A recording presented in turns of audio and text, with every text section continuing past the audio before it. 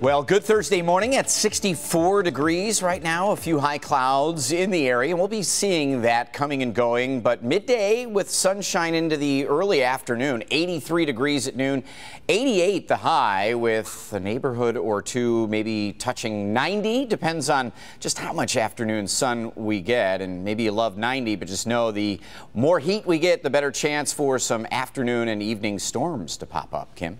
Oh, it's going to be a hot one. Make sure the air conditioning is working in your homes and your cars. Take a look at your commute this morning. This is Southfield Freeway right at I-96. Very quiet out there. Dry roads to start the morning, and we are accident-free on your freeway, so all clear as you head out the door. Looks good. Kim, thank you. It is 5:25 now, and a man on a tractor put on quite a show in Nebraska. That man was caught driving the tractor down the road without a shirt on, making some pretty interesting requests. What do you need? You got any sandwiches in there? I don't have a sandwich. Oh, a what? A sandwich. Yep, you heard it right. Omaha police got several calls, I guess, about this tractor driver when they tried to pull him over. He took off, and the man eventually crashed into that gate right there. I'm so confused by this story, but he was hit with several charges, including driving with a suspended license. As you can imagine, the tractor was impounded. The sandwich. Where was he trying to go? I think it's probably best we don't know. Huh. Don't you think? Okay. New in our next half hour, we have stories this morning from Roseville, Sterling Heights, also Highland Park. Plus, a key ruling in the Little Caesars Arena legal fight could come today. We're back with more in just a moment. You're watching Local 4 News Today. Let's just live from downtown Detroit. Local 4 News Today at 5:30 starts now. The man charged with attacking a local jogger heads back to court, with many wondering if he's behind an even bigger case that we've been following. Great ball of fire, how a used firework sparked this disaster in Sterling Heights. But first, you're going to want to crank up the AC, or maybe open the windows this morning. Brandon says that it's going to be a hot and muggy day with a chance of some stormy weather a little bit later. It's already feeling muggy and humid out there Isn't today. it, though? Yeah. Doesn't bode well for later in the day. Well, good Thursday morning, everybody. Might as well turn things over to the man of the hour. Wow. Gave him too much credit there, didn't I? Good morning, Brandon. That's quite an honor. I get 40 seconds here. I'm the man of maybe the minute. Just under. Here's a look at some numbers out there. Yes, yesterday and the morning before, we had some areas flirting with 40 degrees, and we do have 54 in Ann Arbor, 55 double nickels up in Port Huron, but a lot more 60s than we've had the last few mornings. 64 at Metro, 64 on the east side at City Airport, Harrow and Monroe, both at 60 degrees, but middle upper 60s as we get through the 8-9 o'clock hours, and 83 degrees at noontime. We are battling some high cloud cover from systems both to the north and south of us, but as we heat up this afternoon, 88 degrees, and 4 o'clock and beyond, it's eyes to the skies, isolated thunder showers with that afternoon heat.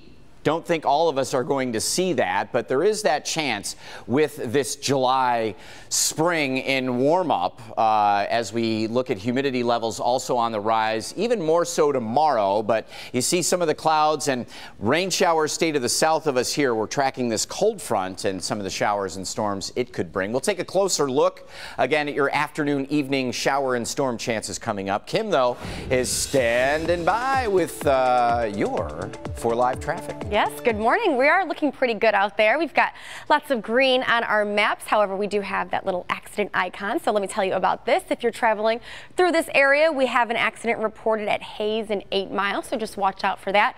Other than that, we are all clear, but we've got construction on the lodge starting at 7 a.m. So you're going to want to keep this one in mind for the rest of the month, because this is what's happening here. The southbound ramp to Bagley here, that is going to be closed starting at 7 a.m. and will remain closed until late July.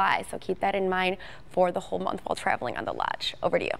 All righty, Kim, thank you. It is 5:31 now. And our top story this half hour, the man accused of attacking a local jogger heads back to court this morning. And now many are wondering if he'll also be charged in another high-profile case. Nick Monticelli live now to explain. Hi, Nick. Sandra, good morning to you. As of right now, there are no charges pending in the disappearance of Danielle Stislicki, but Floyd Galloway is going to be back in a Livonia courtroom today now that he's accused of kidnapping and trying to rape a jogger in Hines Park. But there could be a lot of things said about that case today, or there could be very little. That's how probable cause hearings go.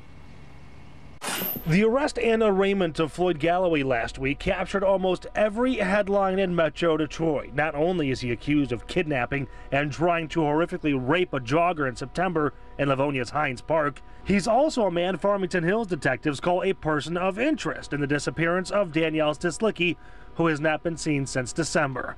Galloway was a security guard at the office Danielle worked at. Her parents told Karen Drew many people knew him. He would go ahead and watch you walk to your car to make sure that you were okay. His Berkeley home was searched when Danielle disappeared. A mattress, floorboards, his car, and other items were removed by police and sent for DNA testing.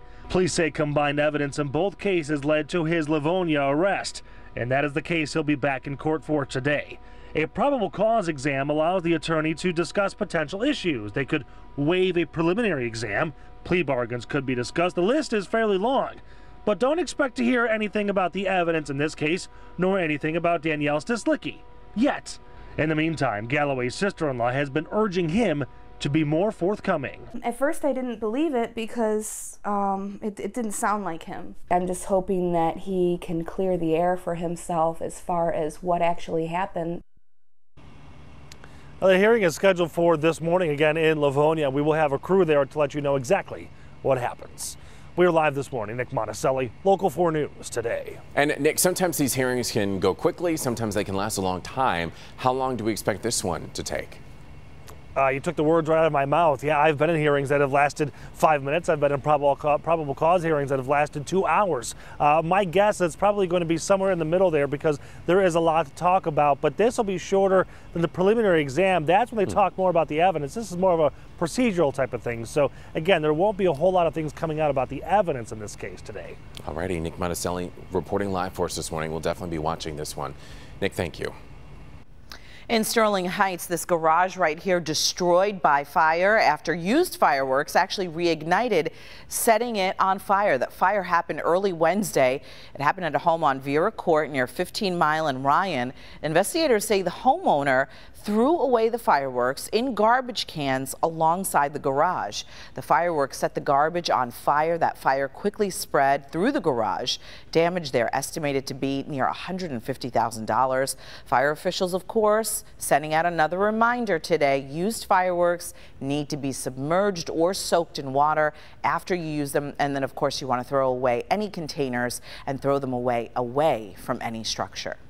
Residents in one Roseville neighborhood are mad, furious in fact, after a woman purposely ran over their fireworks show right in the middle of the street. The incident happened on Fernwood Street, and witnesses there saying that the car sped up, aimed right toward a box of rocket launchers, and nearly hit a boy who was nearby. When the car hit the fireworks, it sent dozens watching the show searching for cover. They're flying, and it looked like war zone as they're coming at you. It went into the lady's house down the street. Now, you can imagine they are all upset, even more upset about what that driver posted on social media. The driver saying, yes, I'm the blank who ran over your fireworks and made y'all run for cover. Maybe next time you'll have more consideration for people driving down the street, end quote. She also then later added, the PO'd look on my neighbors' faces, so worth it. Roseville police say the woman is lucky that her car didn't catch fire when those sparks went off. Police in Highland Park are on the hunt right now for a suspect after a man was shot and killed during a 4th of July block party. Those who live on Midland say the party was huge, reaching more than 300 people by 10 o'clock Tuesday night. And just as the fireworks were being lit, 31-year-old Antoine Smith was ambushed. Investigators say they're getting frustrated, though, as with the large number of people who were there, most of the partygoers tell them they didn't see anything. Police are hoping someone comes forward. There were children present, which is another reason that this individual is so dangerous, and we would like to remove him from the community. Right now, police say they still don't know who the gunman is. We know Antoine Smith was a father. He was well liked, but police also say he had a long criminal history. No comment from his family. They say right now they are just too emotional. New this morning, 2 new developments in the showdown over the new Little Caesars Arena. First, we've learned an initiative is underway to allow Detroit residents, to voice their opinion on the use of public funding for the Pistons' move downtown.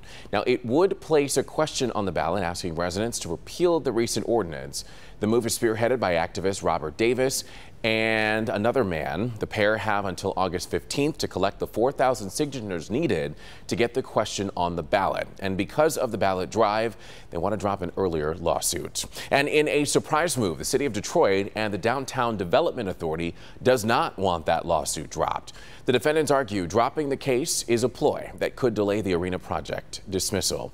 That's because the NBA Board of Governors is having its quarterly meeting on July 11th when the Pistons hope to get approval for the move. The court filing claims any pending litigation could negatively impact the board's decision and create the very real possibility the Pistons move could be canceled.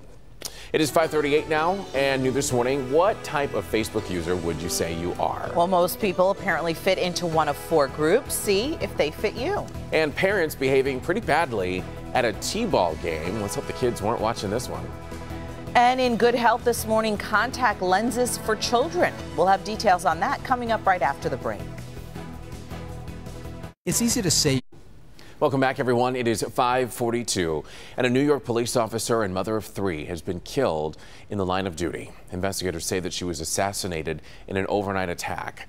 The gunman, 34-year-old Alexander Bonds, who's pictured here, he was shot and killed himself, but he killed this woman, 48-year-old Officer Miosotis Familia, while she was sat in her patrol car with her partner, who called for backup trying to save her partner's life.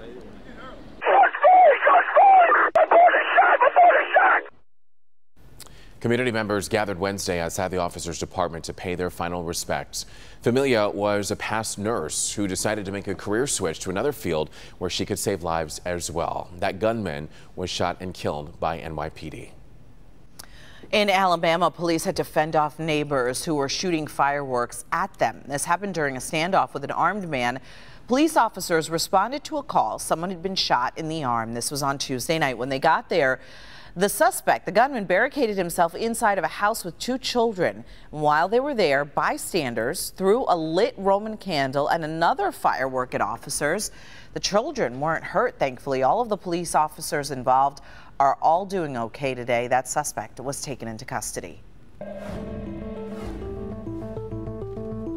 Time now is 5:43. In good health this morning, you know, children may be able to handle wearing soft contact lenses, it seems, just as well as grown-ups can. Well, many optometrists might hesitate to give children contact lenses because they do require a higher level of hygiene to avoid eye infections.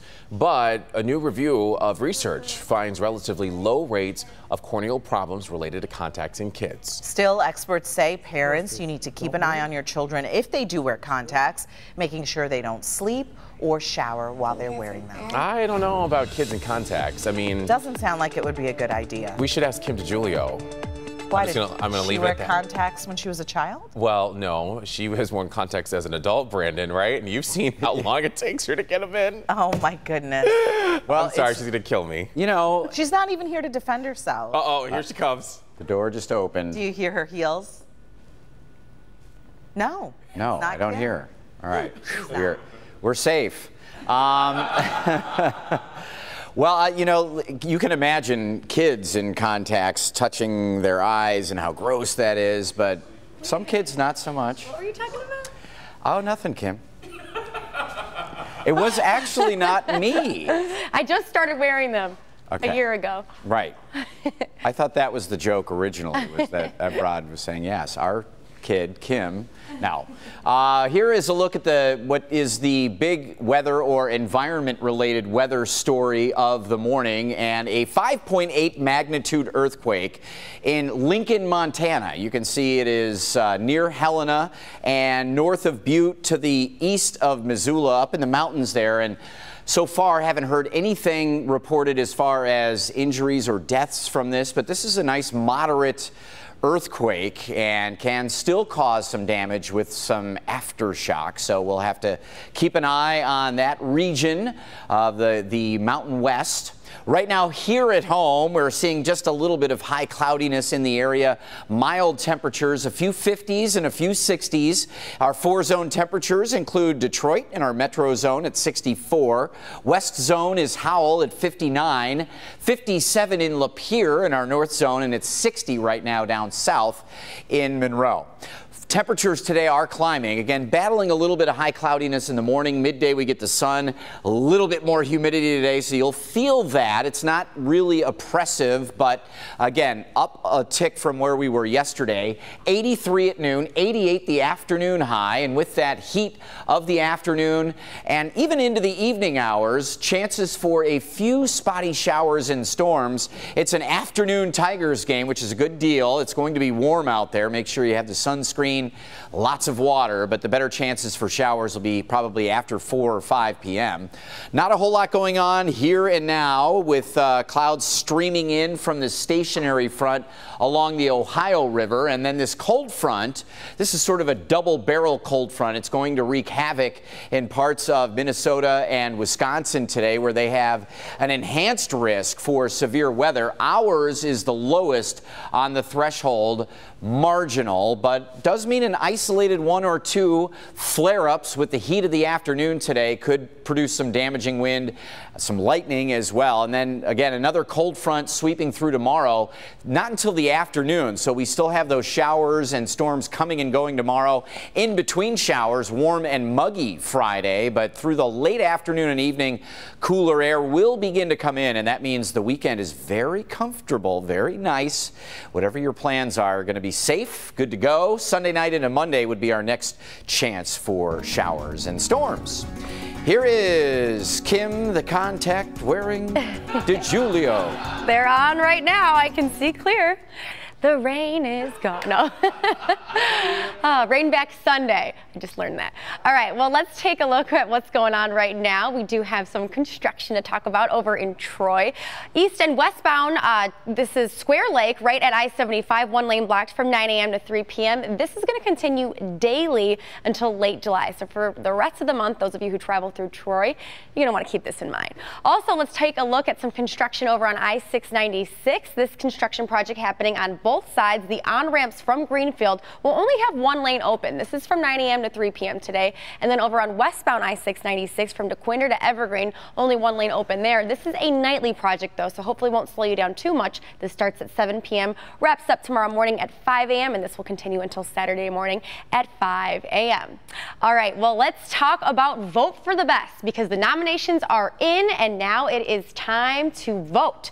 So there is over 150 categories that you can vote for. Anything from best burger, best pizza, best place to get tires. Literally, you think of it, they've got it on here. All you have to do is go to clickondetroit.com/vote for the best, and you can vote for your favorite places. But here's the deal, something new this year.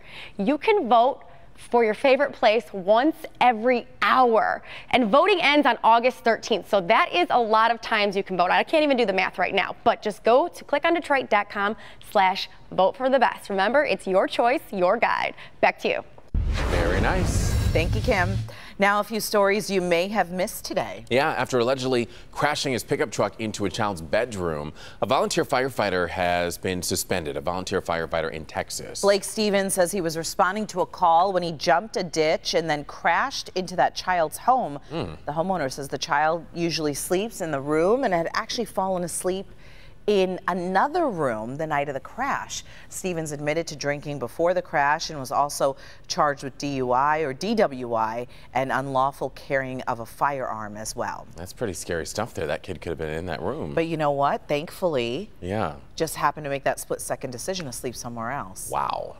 A new report by ESPN is claiming Dallas Cowboys quarterback Dak Prescott uses a machine to sign his autograph from memorabilia companies instead of signing himself. Several experts have refused to actually authenticate his signature, saying it's obvious that a machine was used. Earlier this year, it was alleged another player used that same machine. The expectation is, of course, the athlete signs each item by hand. Usually that includes, as you may know, hundreds of balls, bats, helmets, and lots of other items as well. Did you sign your autographs for your headshots? No, Yourself? I use a machine. I knew it. I knew it wasn't authentic. Sorry. Live video on Facebook now has become a phenomenon as of late. Everyone's doing it. And when you combine that with a thirst for airtime, you get a new documentary series starring LeVar Ball. And right now, it's still not clear how many episodes there will be of the new series. It was actually approved by Facebook. Ball made headlines earlier this year when he said his oldest son, Lonzo, was a better basketball player than Steph Curry, LeBron James, and also Russell Westbrook. Those are some pretty serious claims, wouldn't you say? Yeah, and here's the deal. That man is very, well, he speaks his mind, you know. Outspoken. Very outspoken. So while people probably are going to say that they're not going to watch, we're going to watch. Of course. We're going to watch to see what really is going on. Yeah, it's human nature. Yeah. Curiosity.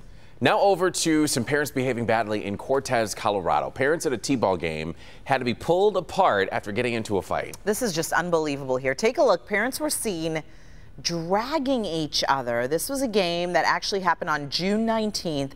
Apparently, it started between two mothers and then grandparents who were arguing over children out there on the field. So the grandparents got involved too in the fight? And look at how many people are involved here. This is out of control. Meanwhile, I don't see the kids involved anywhere, so they're probably standing back like, what is going on? No, but what a terrible example to set. Horrible. Because you know the kids saw that. And why don't we have any video of this fight? I'm sure there's video somewhere. There's got to be. If there are pictures, there's got to be video. Our floor director, Jeff, is like, oh, yeah.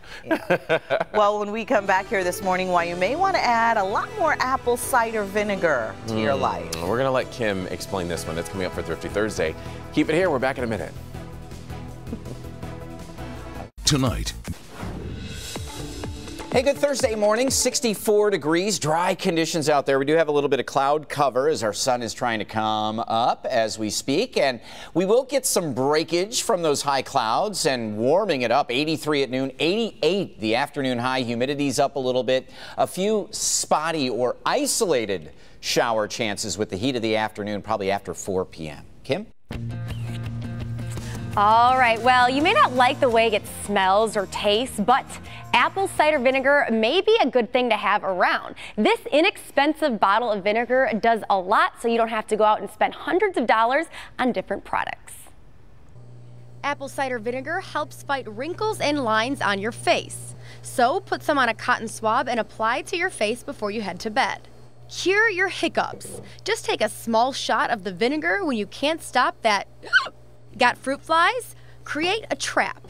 In a small glass, pour in some apple cider vinegar. This will act as the bait to the flies. Then add 1 drop of dish soap to the glass. This will act as the glue and will catch them in no time. Got a sunburn? Soothe that painful burn with the application of apple cider vinegar. You can try gargling it to help whiten your smile. It also works as a great fruit and veggie cleaner. Wash your fruits and veggies with it just before you're going to eat them. Lots of great uses. Yeah. And this one, if you put a little bit of it in a cup of water when you wake up, it's as effective as a cup of coffee. Goodbye. Sorry. You had me up until you told me to drink it. No, thank you. I was like, guys, I'll bring some in. We can have some. And they're like, we're good. I like it. Thank you. I like the taste of it. You drink it every morning? Not every morning. But sometimes. Thank you, though, Kim. You are welcome. All right, thank you, Kim. It is 5:57, everybody. All of those who love being online, browsing on Facebook, well, researchers now claim that they have found 4 types of Facebook users. The categories are relationship builders who use the site to stay connected with their family, and I love this, the real life friends, town criers who want to inform everybody about what's going on. Selfies, those who use Facebook to self-promote, and window shoppers, those who are just nosy and they want to see what other people has going on. What type of Facebook user do you think you are? One who doesn't like using it? Yeah, I'm still 0. I'm not even on Facebook. Oh, yeah, that's right. You're not on Facebook. No. I was going to tell people that they can follow. You can follow me on Facebook. I do post a lot of things, like a lot of family photos and stuff that we've got going on outside of, you know, everything, but I don't know. Yeah, I have yet to get on Facebook. Maybe someday. All right, everybody, coming up all new at 6 o'clock. Local stories for you from Novi, Fraser, and Detroit. Also, summertime means vacation time for a lot of us. It means also an opportunity for thieves, though. We're going to show you how to protect your home while you're away. And there is more to this photo than meets the eye. You see it censored there. Well, this little boy, he's not in trouble for what's behind that sensor bar in this photo shoot. We will tell you what happened there and why everyone's smiling when we come back in 1 minute. Keep it here. Live from downtown Detroit, Local 4 News Today at 6 starts now. A police officer is recovering this morning after a car crash. We'll tell you what happened at this Novi intersection. Plus, President Trump expected to calm concerns with NATO allies as his second overseas trip as commander-in-chief kicks into high gear. Just going to sit here and stare, maybe sip my coffee out on the porch. Look at that sunrise over the lake. A beautiful start. It's going to be heating up, which could cause a few sparks in the sky later today. All righty, welcome to Thursday, everybody. Thank you for waking up with us. We like to call Thursday around here Friday Eve. Friday Eve or Little Friday, Junior Friday, Junior. Yeah. Get you ready for the weekend and the beautiful sunrise that's going on right now.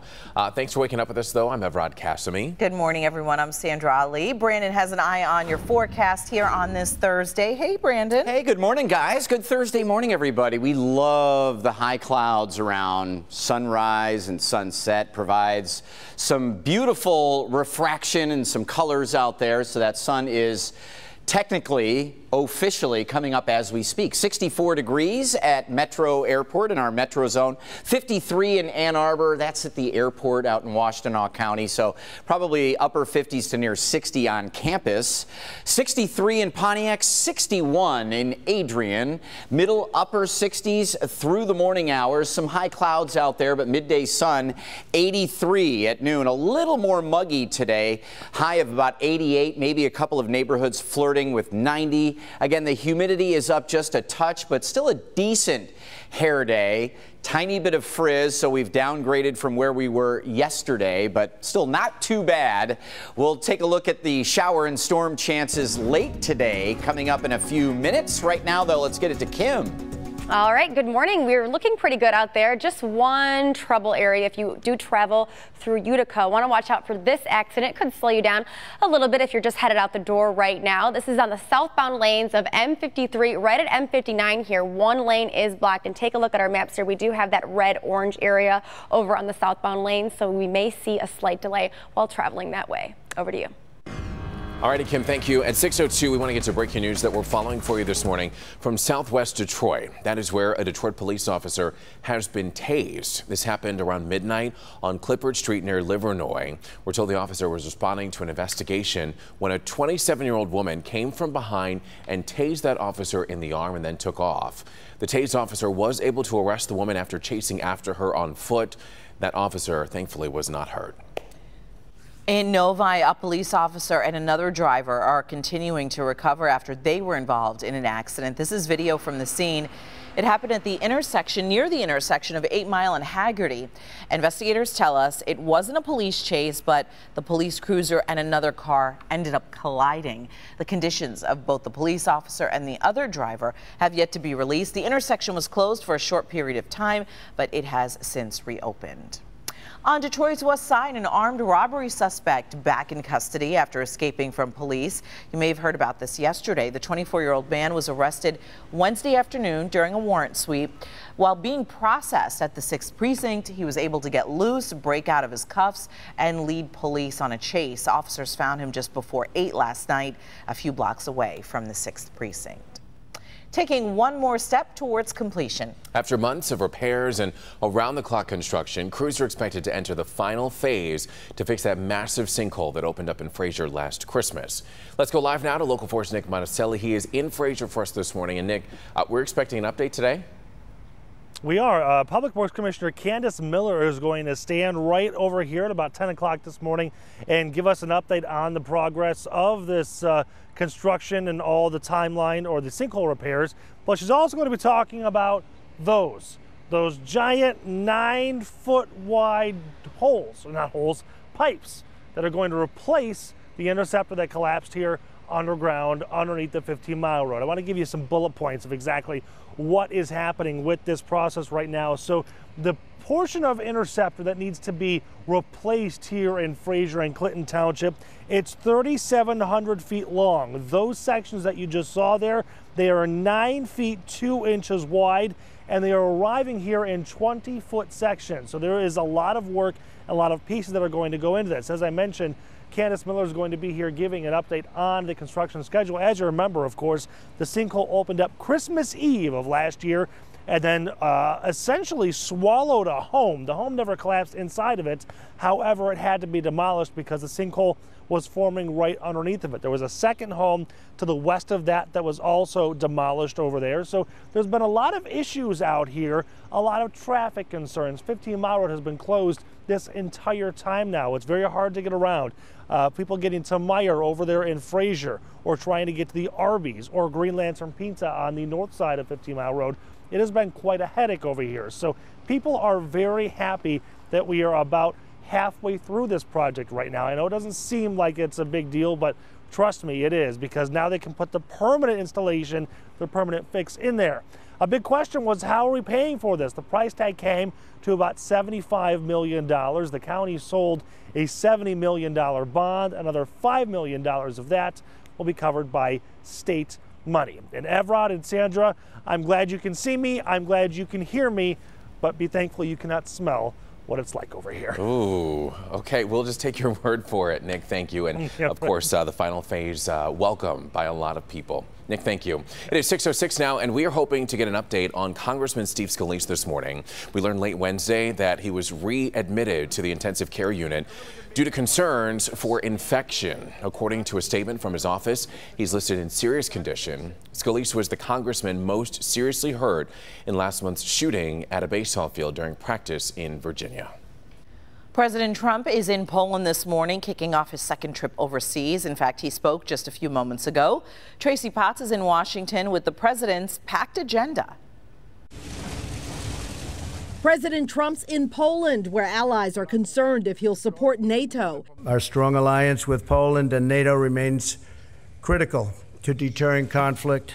This morning, the president speaks to a dozen Eastern European countries meeting in Poland and to the public in a major speech at Krasinski Square.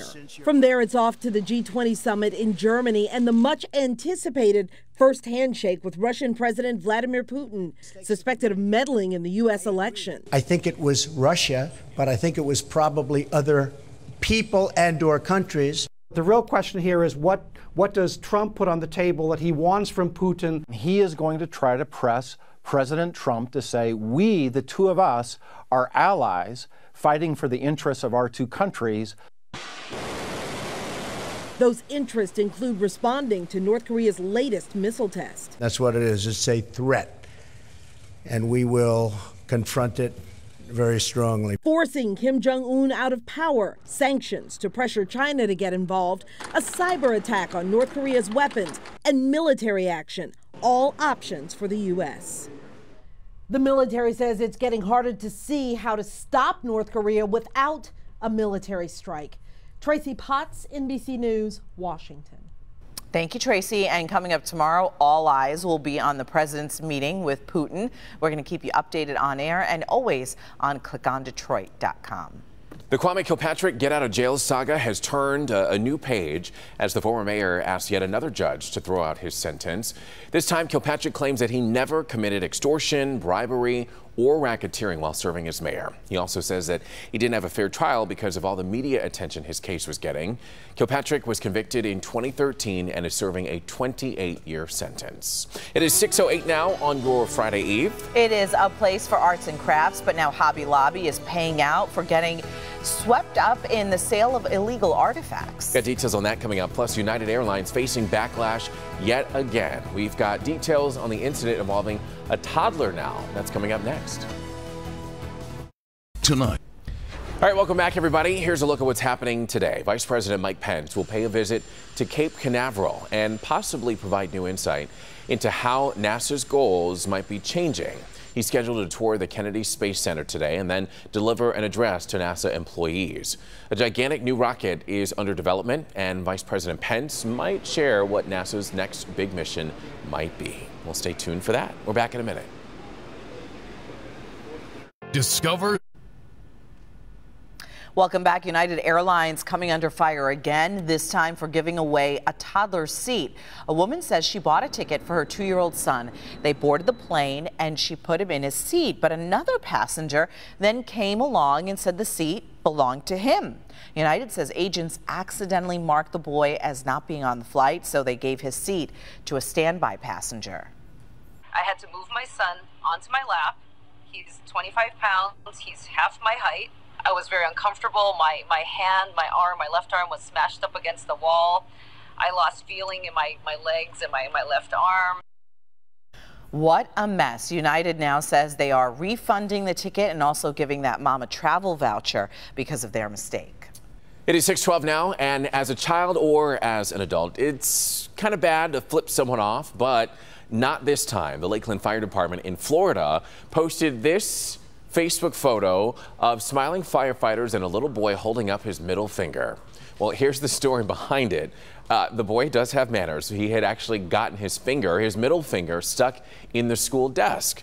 The firefighters helped free his finger, and before leaving, they posed for a photo. The firefighters wrote in their post, "This is likely the only time he'll be able to get away with flipping the bird." That's pretty hilarious. I guess so. They had to have a sense of humor about the whole thing. And he probably took full advantage of it, yeah. You know, boy of a young age. Let's turn things over to, I don't even know what to say about this story. I'm sure Kim and Brandon do. We need to put the brakes on this. We need right to move away on. Because this is... we could just hand over the shovels and let us dig our own hole. Exactly. But we're going to move on and discuss weather today. A hot day. Yeah, it's going to be warm. It is Kim DeJulio kind of weather out there, getting into those 80s and just a little bit more humidity for today. Local 4 News today is what? The only place where you can safely stare at the sun. How about that? Beautiful sunrise over Canada. Looking east here from downtown, the Penobscot building over Belle Isle. Man, what a sight. 64 degrees, some high clouds coming in. Barometric pressure 30.04. 30 inches on the barometer is sort of our benchmark for safe weather, and we're above that, so that's good. That means we're going to fend off or try to fight off any shower chances even later this afternoon, but we could get 1 or 2 flare-ups after 4 o'clock. Late afternoon into the evening. 83 degrees at noon and then 88, maybe 90 degrees, depending on how much afternoon sun we can get into. And that, again, would be sort of the spark for a few flare-ups. And the Storm Prediction Center has us here in southeastern lower in the lowest risk category, marginal risk for severe weather. That means 1 or 2 little flare-ups. And I think a lot of that will be coming out of the Saginaw Valley and in our north zone, but may not, because of the heat, be exclusive to that. Certainly looks like it will be worse up in northwestern lower and over into central Wisconsin, the bullseye, and that's right where that cold front is. You can see the showers and storms on that front are firing already through central Minnesota, and again, we'll watch that. Another thing we're watching this morning at 12:30, there was a 5.8 magnitude earthquake in Lincoln, Montana, near Helena. Did not, as far as we know, cause any major injuries or deaths, but we'll keep you updated. I think it was isolated in the mountain range, but a moderate earthquake there in the Mountain West.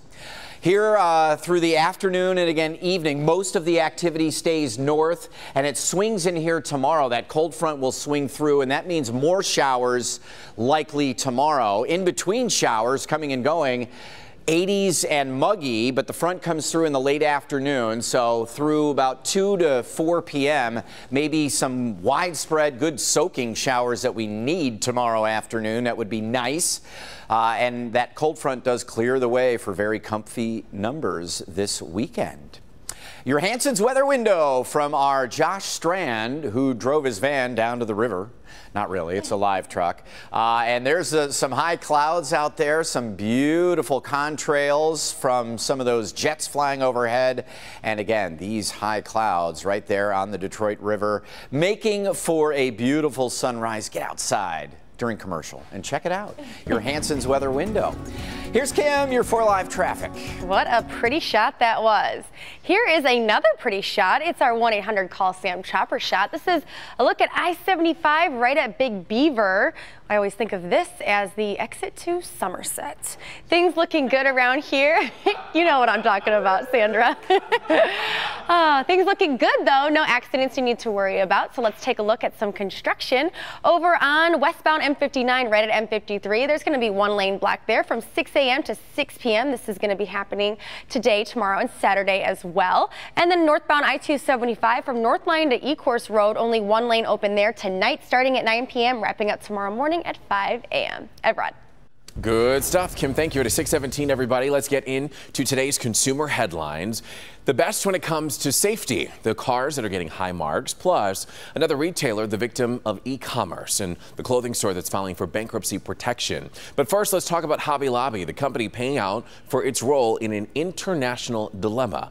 Aaron A. joining us live now at NASDAQ. Let's start with that. Good morning. Good morning, Evrod. Hobby Lobby has agreed to pay a $3 million fine for receiving illegally shipped artifacts from the Middle East. The chain will also forfeit thousands of items, including clay cuneiform writing tablets.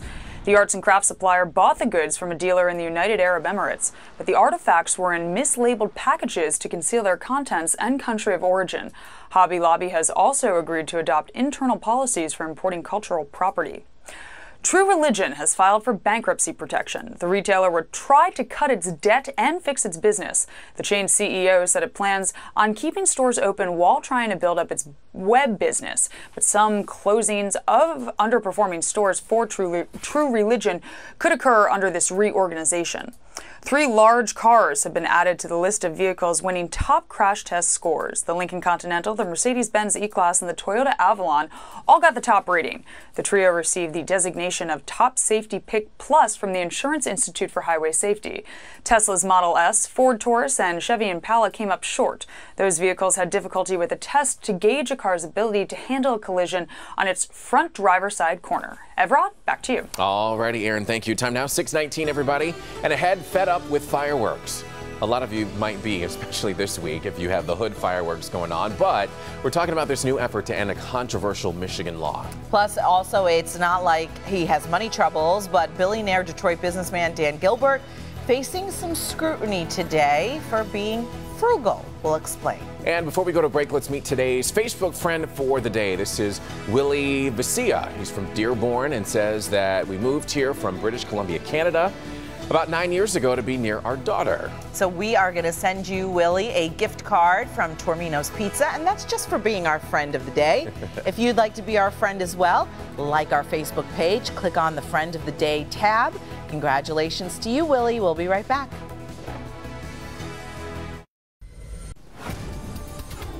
Hey, good Thursday morning. Happy Friday Eve. It is a classic summer July kind of a day today. 64 right now, 83 at noon. A little bit of high cloudiness this morning, but some midday sun bumping temperatures to 88 degrees. With a little more humidity, and some neighborhoods could hit 90. We see some showers and storms up to our west-northwest, and we'll be tracking those. There is a chance late afternoon and this evening for some showers and storms. 1 or 2 could be on the stronger side. We have a marginal risk for severe weather late in the day, Kim. All right, thank you, Brandon. Well, don't forget to grab the shades as you head out the door. It's a sunny one out there. Let's take a look at I-75 right at M59. Traffic volume starting to build in this area, but we are dealing with dry roads this morning and we are accident free. So that is some fantastic news to start off your Thursday morning. Let's get you caught up in case you missed it, talking about sports. And with the Tigers continuing their series with the San Francisco Giants, yesterday was game 2, another close one. Tigers found themselves in quite a hole halfway through this one as the Giants led 5-zip after 4. However, Tiger bats got it going and they battled back, pulled it to within 1. Just wasn't enough. Both of these teams have bullpen issues, but the Giants bullpen held on. It was a 5-4 win for San Francisco in the game 3 today at 1:10 Comerica. Cleveland Cavaliers are currently without a general manager, and new report from ESPN shows that owner Dan Gilbert's cheapness may be to blame. ESPN says Gilbert offered former Piston Chauncey Billups a salary of $1.5 million before bumping it up to $2 million to be the GM in Cleveland. But the Sports Network says Gilbert paid former GM David Griffin less than $2 million, which is only about half of the average starting salary for that GM position. Well, he's buying everything up here in Detroit, guys, but in the basketball world, is Dan Gilbert a cheapskate? You know, this is just rich people problems. I don't know. I can't get involved in any of that. Time now, everybody, 6:25. Coming up next at 6:30, local stories for you from Detroit, Plymouth, and Sterling Heights. Plus, also a dispute between neighbors in Roseville takes an ugly and very dangerous turn. Find out what happened during a fireworks show. But first, smashing his way into a new world record. Take a look at this. It's today's top video, and it's coming up next. Navigate your... All right, everybody, welcome back. It's time for today's top video, and this is a good one. A man from Pakistan set a unique, and I do mean unique, martial arts world record by smashing more than 24 cans while holding a raw egg. I don't even get this. Muhammad Rashid hoping to break every single martial arts record, and he actually came a step closer by crushing all of these cans by hand without cracking a single egg, and he did it in 29 seconds. Other records he hold, get this, he I guess most drink cans crushed with the elbow in 1 minute, and most green coconuts smashed with his head in a minute. And then he has to crack the egg, and what do they do with that? Throw it away? I would imagine it's definitely scrambled by now, but what are they using as the can? Is that Sprite? It's hard to tell. I don't know, but it doesn't look like Sprite. Who in their right mind says when I grow up, this is what I want to do with my life? Who comes up with these concoctions? I don't even know. Stay with us, we're back in a minute. Live from downtown Detroit, Local 4 News Today at 6:30 starts now. He's a person of interest in a high-profile case, the disappearance of Danielle Stislicki, and today he's due in court for another crime. And don't drop the lawsuit, a surprising request from Detroit City Council concerning the city's new arena. Brandon? Well, taking a look at the radar picture here, we are seeing some showers over here in Minneapolis. Watching those, and also seeing some showers over here near Washington, D.C., like a drumstick and a wing. Do you know what? It's National Fried Chicken Day today. So wait, so that's a wing and a thigh? It's like a light bulb. I love the sound effects, too. Absolutely. They sit on ready with those sound effects. Today is National Fried Chicken Day, a national holiday for my people, at least. It is, it really. And if you had smell-o-vision, the grease and the oil and the it does everything smell combined. really good in here. And it's kind of too early for that Excuse kind of, me? I know, I'm sorry. I'm just a guest. We've been up since 2 a.m. It is never too early for fried chicken. But it does smell really, really yummy. Let's turn things over to meteorologist Brandon Rue. He's got a napkin and everything sitting behind the weather pod, ready to go. He already ate his. I don't know how you're normal if you don't like if you're vegan or whatever, that's cool, but if you eat meat, fried chicken is the bee's knees. Come on. I love it. My grandma would sit over Crisco and the chicken and flip each one every couple of minutes. It was awesome. Here's a look at our sun shining over Belle Isle. The sun just coming up here. 64 degrees right now, and we do have some lazy, hazy high clouds. Not going to do much of anything to us. 83 degrees at noon, and this afternoon we're looking at 88, maybe 90 degrees in some of your neighborhoods. And with the heat of the afternoon, it gets a little bit more muggy. It's not going to be oppressive humidity today. We'll feel more humidity tomorrow, but near 90 degrees, and that heat through the afternoon could flare up a few showers, and some of those could be on the strong side. I think most of us will not see it. Your Kim DeJulio haircast is right here on the fair and good line.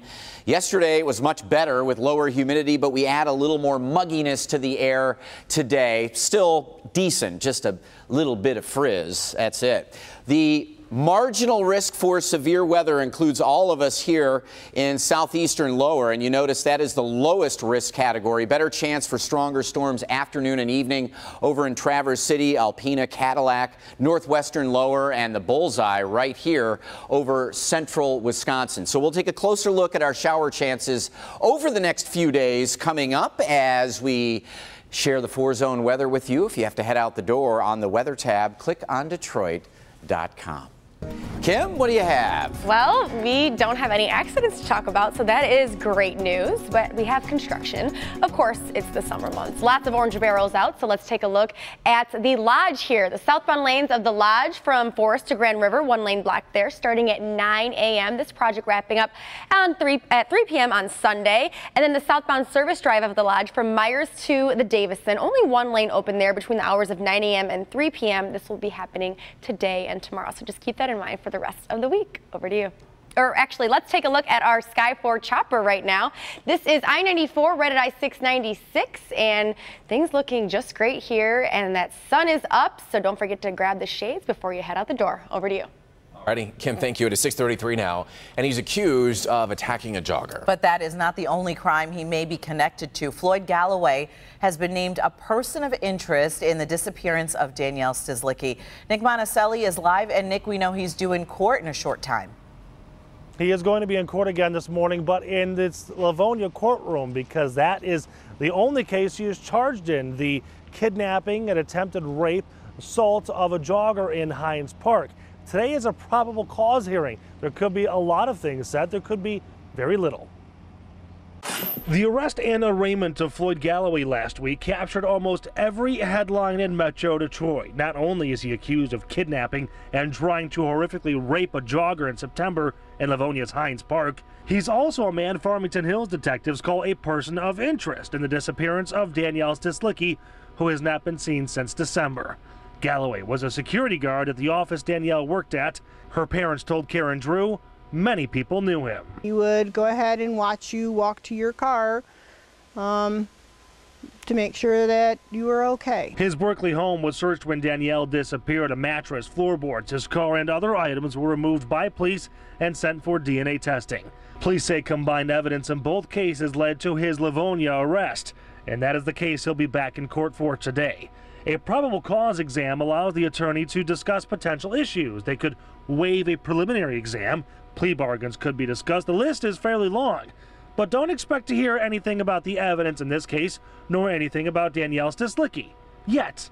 In the meantime, Galloway's sister-in-law has been urging him to be more forthcoming. At first I didn't believe it because it didn't sound like him. I'm just hoping that he can clear the air for himself as far as what actually happened. Now again, the hearing is set for this morning at about 9 o'clock in the morning in Livonia. We've got a crew that will be inside the courtroom. We'll let you know exactly what happens on later editions of Local 4 News and of course on clickondetroit.com. We are live this morning. Nick Monticelli, Local 4 News today. All righty, definitely a story that we will continue to follow. Nick, thank you. Thank you, Nick. We are following stories all across Metro Detroit this morning. Yeah, stories out of Sterling Heights and Plymouth Township. But first, we start in Roseville, and that is where a person, residents in one neighborhood actually are outraged after a woman ran over their fireworks show in the middle of the street. And this woman did it on purpose. This happened on Fernwood Street. Residents of that neighborhood tell us that the car sped up, aimed right towards a box of rocket launchers, and nearly hit a boy who was standing nearby. And when the car ran over the fireworks, it sent the dozens watching the show running to take cover. They're flying, and it looked like war zone as they're coming at you. It went into the lady's house down the street. Right there is where it hit. Yeah, some pretty scary moments for those people living there near Frazo. Now, residents are even more mad about what the driver of that car wrote on her Facebook page, saying the looks on their faces made it, quote, so worth it. In Plymouth Township, Ann Arbor Road reopened this morning between Main Street and Sheldon after being closed because of a fire there in a building. Fire officials say the fire was caused when a wire sparked and caught a patch of grass on fire, which eventually then spread onto a deck there on the building. Half of the building was destroyed. Part of their roof collapsed. Fortunately, no one was inside and no one was hurt. And finally now to Sterling Heights. And that's where a garage was destroyed after used fireworks that were improperly disposed of caught on fire. This all happened at a home on Vera Court early Wednesday morning near 15 Mile and Ryan Roads. We're told that the homeowner disposed of the fireworks in garbage cans, which then caught on fire. And as you can see here from this photo, quickly spread. Thankfully, though, no injuries were reported. A new petition aims to put an end to residential fireworks around the holidays. The petition calls for a repeal of the 2011 law allowing residential fireworks on days around holidays. The petition needs 30,000 signatures to be presented to the state legislature and Governor Rick Snyder. So far, organizers have more than 27,000 signatures. There's also a petition drive to let Detroit residents vote on the plan to use taxpayer money on the new Little Caesars Arena. That would happen in November, but another legal showdown could settle the issue today, in fact. In a surprise move, the city of Detroit does not want to drop an earlier lawsuit over the use of that taxpayer money. The defendants argue dropping the case could delay the arena project. That's because the NBA Board of Governors having its quarterly meeting coming up on July 11th when the Pistons hope to get approval for that move. There's also a federal hearing on the issue later this morning. That meeting is set for 10 a.m. All righty, everybody, here we go again. There has been another big debate on color combination. We want to show you this picture. What do you see here? Here we go again. I can't believe we're doing this. We're going to tell you if you're right or wrong. Hank? What you see right here, a huge mistake, an invitation for thieves. The experts are going to show you how to keep your home safe this summer. If you're planning on taking a trip, we'll have all that information for you in my Help Me Hank report. But first this morning, a kidnapping in broad daylight, and it was all caught on camera. Find out how police are actually looking for your help. Sky 4